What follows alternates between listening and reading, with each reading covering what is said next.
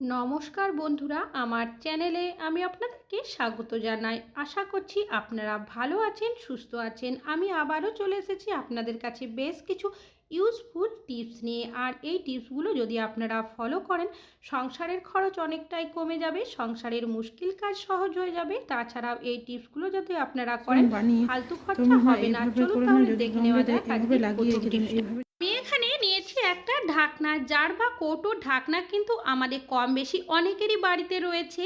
যে জার বা কৌটোগুলো ভেঙে যায় তখন দেখবেন তার সাথে আমরা ঢাকনাগুলোও কিন্তু ফেলে দিই, কোনো কাজে ব্যবহার করি না। তবে এই জার বা কৌটোর ঢাকনাগুলো ফেলে না দিয়ে কিন্তু আপনারা আবারও নানা কাজে ব্যবহার করতে পারেন, তেমনই একটা টিপস শেয়ার করছি। এখানে আমি 4টে রাবার নিয়েছি।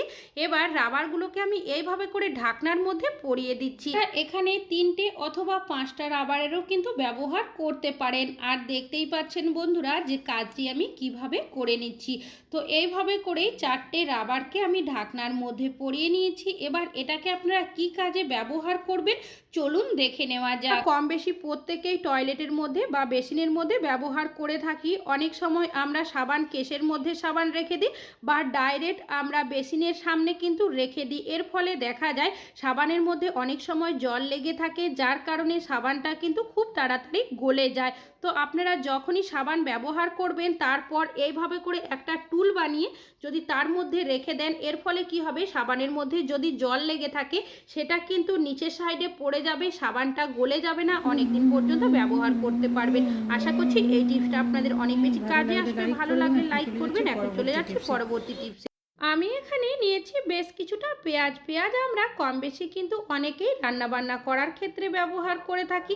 তাছাড়াও এখন যেহেতু গরম অনেকটাই পড়ে গেছে, আমরা কিন্তু স্যালাডের জন্যও অনেকেই পেঁয়াজ খেয়ে থাকি। তবে পেঁয়াজ আমরা যেভাবে ব্যবহার করি না কেন, প্রথমে পেঁয়াজটাকে কিন্তু আমাদের কেটে নিতে হয়। যখনই আমরা পেঁয়াজ কাটতে যাই দেখবেন কাটার সাথে সাথে পেঁয়াজের ভেতর থেকে একটা ঝাঁঝালো ভাব বেরিয়ে আসে, যার কারণে পেঁয়াজ কাটতে আমাদের অনেকটাই অসুবিধা হয়। অনেক সময় চোখ দিয়ে আমাদের জলও চলে আসে। তবে আপনারা যখনই পেঁয়াজ কাটবেন তার 5 মিনিট আগে ডিপ ফ্রিজের মধ্যে পেঁয়াজগুলোকে রেখে দেবেন। আপনারা যদি ডিপ ফ্রিজের মধ্যে না রাখতে চান সেক্ষেত্রে আপনারা নর্মাল ফ্রিজে কিন্তু 10 মিনিট যদি রেখে দেন, আর তারপর কি করবেন, পেঁয়াজটাকে আপনারা ফ্রিজ থেকে বের করে নেবেন। এবার যদি আপনারা পেঁয়াজগুলোকে কাটেন দেখবেন পেঁয়াজের মধ্যে যে একটা ঝাঁঝালো ভাব থাকে সেটা কিন্তু আর বেরোবে না, যেহেতু পেঁয়াজটা অনেকটাই ঠান্ডা হয়ে যাবে। তাছাড়াও গ্রীষ্মকালে আমরা অনেকেই পাখার তলায় পেঁয়াজ কাটি, এমনকি পেঁয়াজের খোসাটাও ছাড়াই। তখন দেখবেন পেঁয়াজের খোসাগুলো এদিক ওদিক উড়ে যায়। আমরা যদি এই টিপসটা অ্যাপ্লাই করি সেক্ষেত্রে দেখবেন পেঁয়াজ কাটার ফলে পেঁয়াজের ঝাঁঝালো ভাবও কিন্তু আর বেরোবে না, আর পেঁয়াজের খোসাগুলোও কিন্তু এদিক ওদিক উড়ে যাবে না। এবার আপনারা আপনাদের পছন্দ অনুযায়ী কিন্তু পেঁয়াজটাকে কেটে নিতে পারেন। আশা করছি আপনাদের এই টিপসটা অনেক বেশি কাজে আসবে। ভালো লাগলে লাইক করবেন। এখন চলে যাচ্ছি পরবর্তী টিপসে। আমি এখানে নিয়েছি একটা চিনির জার। চিনি আমাদের কম বেশি কিন্তু প্রত্যেকেরই বাড়িতে আনা হয়। এখন যেহেতু গরম অনেকটাই পড়েছে, যে পাত্রের মধ্যে আমরা চিনি রাখি না কেন অনেক সময় দেখা যায় চিনির মধ্যে অনেকটাই পিঁপড়ে ধরে যায়। আর যদি একবার পিঁপড়ে ধরে যায় তখন দেখবেন সেই পিঁপড়ে পরিষ্কার করতে অনেকটাই সমস্যার মধ্যে পড়তে হয়। তাছাড়াও চিনিটাও কিন্তু অনেকটাই নষ্ট করে দেয়। আপনারা যখনই চিনি নিয়ে আসবেন কোনো কৌটো বা জারের মধ্যে রাখার পর আপনারা বেশ কিছুটা লবঙ্গ দিয়ে রেখে দেবেন। এতে কি হবে, লবঙ্গের মধ্যে যে একটা গন্ধ থাকে, গন্ধের কারণে দেখবেন চিনির মধ্যে আর পিঁপড়ে ধরবে না। আশা করছি এই টিপসটা আপনাদের অনেক বেশি কাজে আসবে। ভালো লাগলে লাইক করবেন। এখন চলে যাচ্ছি পরবর্তী টিপসে। সাবান আমরা কম বেশি কিন্তু প্রত্যেকেই ব্যবহার করে থাকি। তবে সাবান ব্যবহার করার পর সাবানের যে খালি প্যাকেটটা থাকে সেটা কিন্তু আমরা কেউই কোনো কাজে ব্যবহার করি না, ফেলে দিই। তবে এই সাবানের খালি প্যাকেটটা ফেলে না দিয়ে কিন্তু আপনারা নানাভাবে কাজে লাগিয়ে নিতে পারেন, তেমনই একটা টিপস আপনাদের কাছে শেয়ার করছি। চলুন দেখে নেওয়া যাক।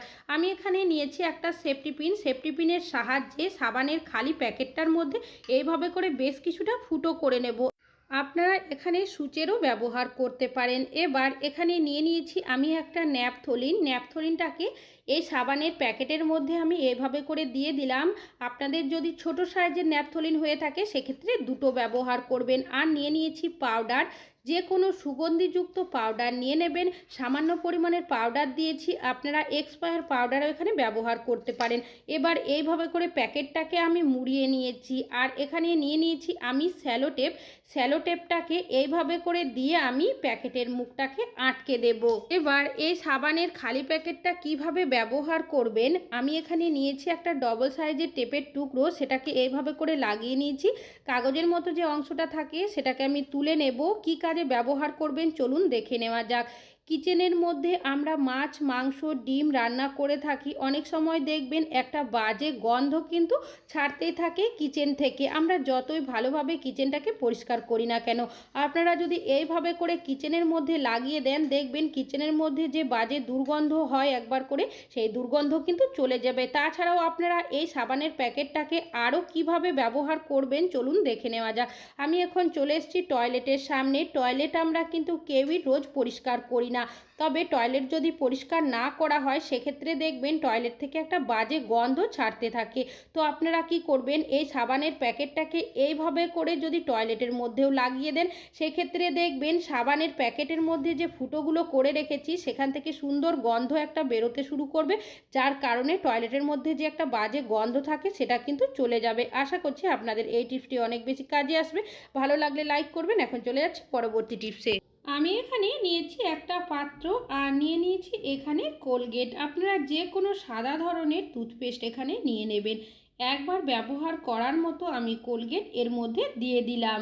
আর নিয়ে নিয়েছি এখানে আমি ভ্যাসলিনও দেখবেন আমাদের কম বেশি কিন্তু অনেকেরই বাড়িতে থাকে। তো যে পরিমাণের কোলগেট আমি নিয়েছি সেই পরিমাণের ভ্যাসলিন এখানে নিয়ে নেব। তারপর কোলগেট আর ভ্যাসলিনটাকে খুব ভালোভাবে আমি আঙুলের সাহায্যে মিশিয়ে নিয়েছি, আর এটা কিন্তু একটা সলিউশন তৈরি হয়ে গেছে। এই সলিউশনটা আপনারা কি কাজে ব্যবহার করবেন চলুন দেখে নেওয়া যাক। এখন দেখবেন মশার উপদ্রব অনেকটাই বেড়ে গেছে। মশার কামড়ের কারণে দেখবেন এইভাবে করে র্যাশ বেরিয়ে যায়, অনেক সময় চুলকানি হয়ে যায়। বিশেষ করে বাচ্চাদের যদি হয়ে থাকে তখন অনেকটাই সমস্যার মধ্যে পড়তে হয়। এইভাবে করে যদি মশার কামড়ের কারণে র্যাশ বেরিয়ে যায়, সেক্ষেত্রে এইভাবে করে একটা সলিউশন আপনারা বানিয়ে লাগিয়ে দেবেন, দেখবেন পরের দিনই কিন্তু ঠিক হয়ে যাবে। আশা করছি আপনাদের এই টিপসটা অনেক বেশি কাজে আসবে। ভালো লাগলে লাইক করবেন। এখন চলে যাচ্ছি পরবর্তী টিপস। আমি এখানে নিয়েছি বটি। আমরা কম বেশি কিন্তু অনেকেই সবজিপাতি কাটার জন্য ব্যবহার করে থাকি, তবে অনেকেই ছুরিরও ব্যবহার করি, তবে বেশিরভাগই আমরা কিন্তু বটি দিয়ে সবজিপাতি কেটে থাকি। বেশ কিছুদিন বটিতে সবজিপাতি কাটার ফলে দেখবেন বটির মধ্যে সবজির রস লেগে যায়, যার কারণে আস্তে আস্তে বটিতে মরচে পড়ে যায়, আর বটির ধারটাও কিন্তু অনেকটাই কমে যায়। এর ফলে আমরা কিন্তু বাজারে নিয়ে গিয়ে বটির ধার করিয়ে নিয়ে আসি, এতে করে অনেকগুলো টাকাও কিন্তু খরচ হয়। তবে আপনারা কিভাবে বাড়িতেই বটির ধার করে নেবেন তেমনি একটা টিপস আপনাদের কাছে শেয়ার করছি। আমি এখানে নিয়েছি একটা ক্লিপ, জামা কাপড় মেলার যে ক্লিপ হয় সেই ক্লিপ আমি এখানে নিয়েছি, আর নিয়ে নিয়েছি এখানে ডবল সাইজের টেপ। এখান থেকে দুটো টুকরো আমি করে নেব। এবার এই যে টুকরোগুলো ক্লিপের এই ভেতরের সাইডে আমি এইভাবে করে লাগিয়ে দিই। এবার এই ক্লিপটা আপনারা কিভাবে ব্যবহার করবেন চলুন দেখে নেওয়া যাক। এখানে আমি নিয়েছি একটা সিরিজ পেপার বা সিরিজ কাগজ, যেটাই বলেন না কেন। এই সিরিজ পেপার আপনারা হার্ডওয়্যারের যে কোনো দোকানে পেয়ে যাবেন। একটা টুকরো প্রথমে আমি এখান থেকে করে নিয়েছি, এবার এটাকে আমি ছোট্ট দুটো টুকরো করে নেব। এবার যে ক্লিপটা রয়েছে ক্লিপের মধ্যে দেখবেন ডবল সাইজের টেপ লাগিয়ে রেখেছি। সেই টেপের ওপরে যে কাগজের মতো অংশগুলো থাকে সেগুলো প্রথমে আমি তুলে নেব।